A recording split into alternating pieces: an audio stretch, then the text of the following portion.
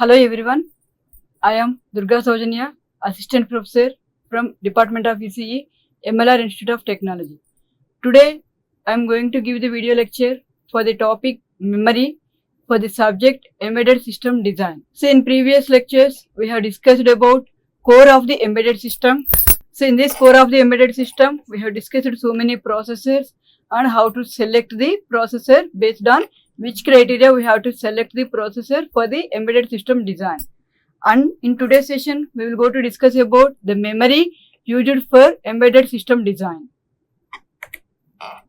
So in this, these are the overview of present today's video session contents, which are summary of previous session, types of memory, ROM, MROM, PROM, EPROM, EEPROM, flash. So in this first one is summary of previous session.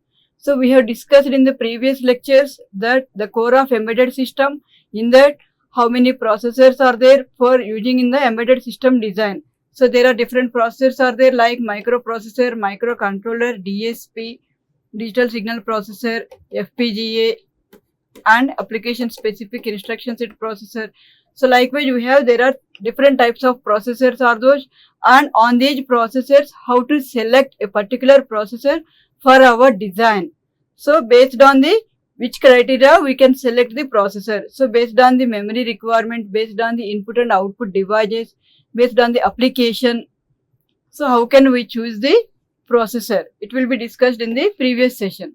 So now in today's session we will discuss about what is the memory requirement for our embedded system design, how many types of memories are available, and in the types of memory there are two types of memory, which is ROM and RAM.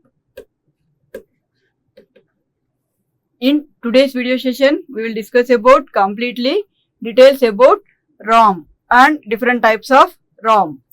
So memory is an important part of an embedded system design.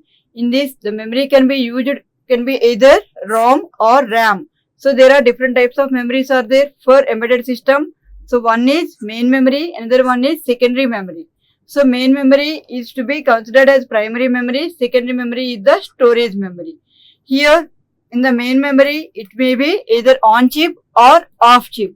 So on chip memory is nothing but the memory which is built in the chip itself, which is interfaced with the processor or embedded controller. So the certain embedded processors or controllers that contain built-in program memory and data memory.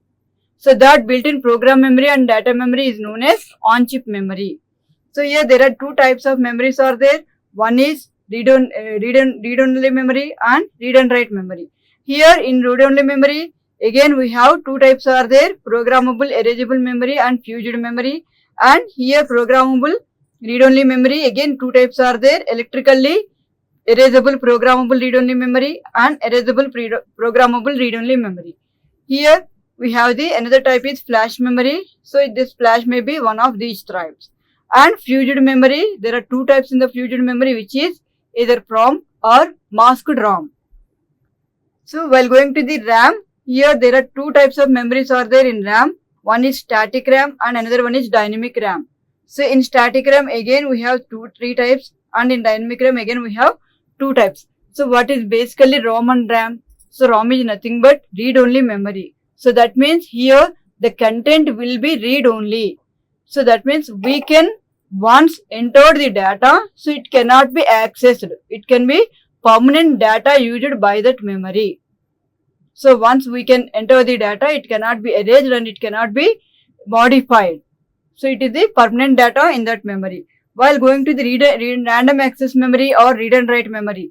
So in this we have the possibility to access our data in the memory. So we can modify our data whichever written in the memory, and we can change that data in the memory contents by modifying the data contents in the memory. So there are two types, static RAM and dynamic RAM. Here in read-only memory, there are two types, which is programmable erasable memory and fused memory.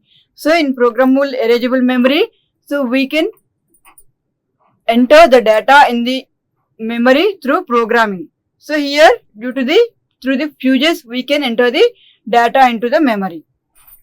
So these are the types of memory. And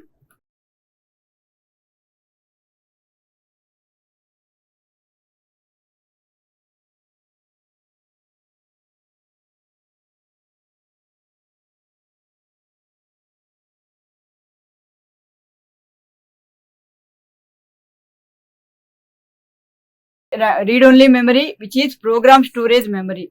Basically, read-only memory is nothing but it can be used for read-only. So we cannot write any data into this. That means we can use it for only reading purpose. So once the data entered into the memory, it is the permanent data. It cannot be modified. So that's why it is mainly used for program storage memory. So for storing the programs or OS or some code part of the applications. So these are all stored in the read-only memory.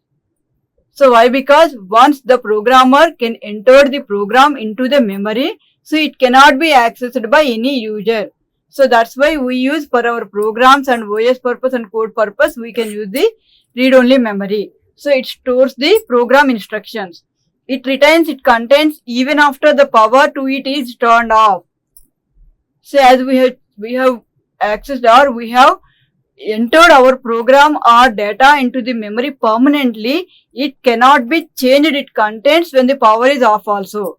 So it is generally known as non-volatile storage memory. So even though the power is off, the content will not be changed in that memory. So that's why it is called as non-volatile storage memory. So depending on the fabrication, erasing and programming techniques, it can be classified into these 4 types. So here first one is masked RAM and programmable read-only memory, and erasable and programmable read-only memory, and electrically erasable programmable read-only memory. So we can discuss these memories in detail. So the first one is masked RAM. Here the masked RAM is nothing but it is one-time programmable memory. So it can be uses hardware technology for storing our data. So this is factory programmed by masking and metallization process according to the data provided by the end user. So depending on the data provided by the end user, so it can be, the data can be stored into the memory by using masking and metallization process. It can be done in the factory level. So once the memory, once the data stored in this memory at the factory level, it is the permanent data. We cannot modify that data. So here, this is the example for using the masked RAM. So for storing the data in the masked RAM, we can use decoder and encoder. So the primary advantage of masked RAM is it is low cost, because of in the factory level only we can enter the data, means we can have the possibility for high volume production. So that's why it is having low cost, and because of this least expensive, it is the solid state memory. So the limitation was the firmware storage is inability to modify the device firmware against firmware upgrades. So as we already discussed that the masked RAM is nothing but one-time programmable memory. Once it is programmed, it cannot be modified. So that's why if any upgraded version is available, so we cannot do that upgraded version or modified version into our memory. So that is the limitation for this masked RAM. Since the masked RAM is permanent in bit storage, it is not possible to alter any bit information in that memory. So different mechanisms are used for masking process of the RAM. So we can mask by using the either bit level or either by ones or by zeros. By using ones and zeros, we can do the masking process to enter the data into the RAM. And the next memory is programmable read-only memory. So here programmable read-only memory is, it is not pre-programmed by the manufacturer. In masked RAM, we have seen that it is programmed by the programmer, and by the manufacturer, it is programmed in the factory level. But here it is not pre-programmed by the manufacturer. So it has the wires like this. So we have to connect the diodes in between the wires. So here it has the nichrome or polysilicon wires which are arranged in a matrix form. So these are functionally known as fuses. So these can be arranged in the form of fuses. So once it is programmed by the programmer, which selectively bonds the fuses according to that the bit pattern to be stored. So as per the program written for this ROM. So here as per the data provided by the end user to these bits. So this is the data bits used for writing our data into the ROM. So depending on the bit positions, these fuses will be on and off. So those are connected or those will be disconnected. So depending on that, the fuses will be blown or burned, represents a logic 1. So where we have the connection between these two fuses, when the fuses is connected, so then it represents 0, and when it is not connected, the disconnected fuse will represent as logic 1, and whereas the fuses which are blown or burned represents the logic 0. So this is widely used for commercial production of embedded systems whose prototyped versions are proven and the code is finalized. So after configuring these fuses and after writing the code according to that, so then only we can finalize our program, and whenever we can finalize our program, it can be entered in the commercial production level. So it is the prototyped versions of this memory is available. So it is a low cost solution for commercial production where it cannot be reprogrammed. So the programmable read-only memory once programmed cannot be reprogrammed, but we can do any modifications once entered into the memory. So before entering into the memory, we can do any modifications in the program, but when the data or the program finalized and it is entered into the memory, it cannot be modified. Next one is erasable programmable read-only memory. Here the erasable programmable read-only memory gives the flexibility to reprogram the same chip. So it stores the bit information by changing the floating gate of a FET. The bit information is stored by using EEPROM programmer, which applies high voltage to change the floating gate. Here for this EEPROM we have the floating gate. So for that floating gate, if high voltage is applied to that floating gate, whenever high voltage is to be enabled, so then the data which is in that memory, it will be erased. So it will store the information by charging the floating gate of a FET. So whenever the high voltage is applied to that gate, so then the data will be erased. So it contains a quartz crystal which is used for erasing the stored information. So if the window is exposed to ultraviolet rays for a fixed duration, the entire memory will be erased. So whenever the quartz crystal window will be there in that memory, so whenever this window will be opened, so then whenever it is exposed to UV rays, so then the entire memory will be erased. Even though the EEPROM chip is flexible in terms of reprogrammability, it needs to be taken out of the circuit board and needs to put in the UV eraser device for 20 to 30 minutes. So here we have the reprogrammability capability in this EEPROM. So while comparing with the previous one which is PROM, here we have the erasable capability so that we can reprogram by erasing whatever the data in that memory. But here for erasing that data, we need to take 20 to 30 minutes by exposing our memory device in front of the UV rays. So this is the disadvantage of this memory.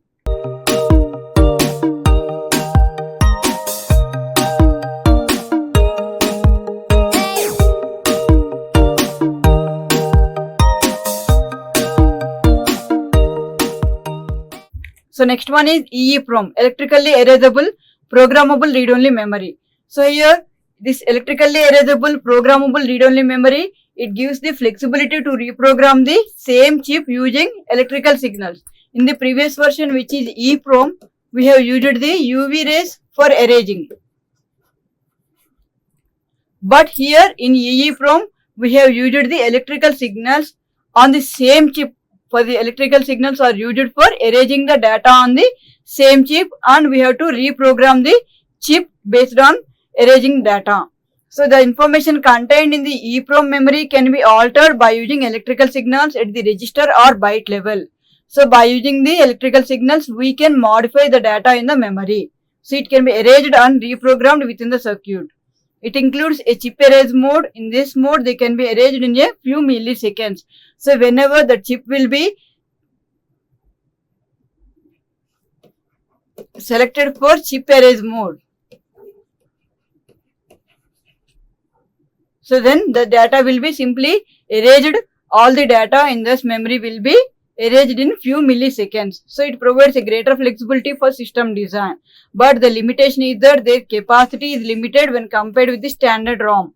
So here the flexibility will be increased and reprogramming capability will be increased, but here the capacity of the memory will be limited. So that is the disadvantage of this EEPROM. The next one is flash memory. So here the flash memory is the variation of EEPROM technology. So it is same as it uses the EEPROM technology, but some features will be changed by the EEPROM technology. Here this is the flash memory is the latest memory technology used in the embedded system design. So it combines reprogrammability of EEPROM and the high capacity of standard ROMs. So as we discussed in the previous session, which is EEPROM. So the drawback of EEPROM was the capacity will be limited. Here the capacity will be increased in this flash memory by and having the reprogramming capability. So here it is organized as sectors or pages. So how the capacity will be improved? Here we cannot erase the entire data at a time. So in EEPROM and EEPROM, so we can erase the entire memory at a time, but here we cannot erase the total data. So here the memory will be organized into sectors or pages. So whatever the content in each sector, so if we want to modify any data in a particular sector, so that sector will be erased and modified.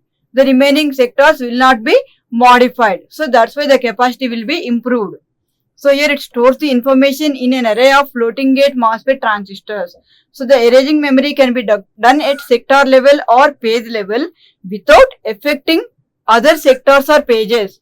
So the erasing process will be done only for that particular sector only, and it will not affect other sector or pages. So each sector or page should be erased before reprogramming. So whenever we want to modify or reprogram the flash memory, so we can check whether that particular sector should be erased or not. So this is about the flash memory. The best example for flash memory is pen drive.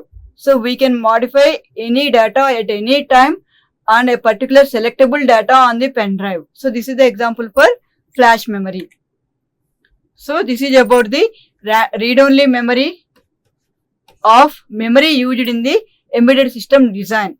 So in this session we have discussed the contents which are discussed in the previous session and what are the types of memory used for embedded systems, and in that types what is ROM and different types of ROM and what are the features in the next version compared with the previous version. So finally we are going with the flash memory, which is the most latest memory used in the embedded systems.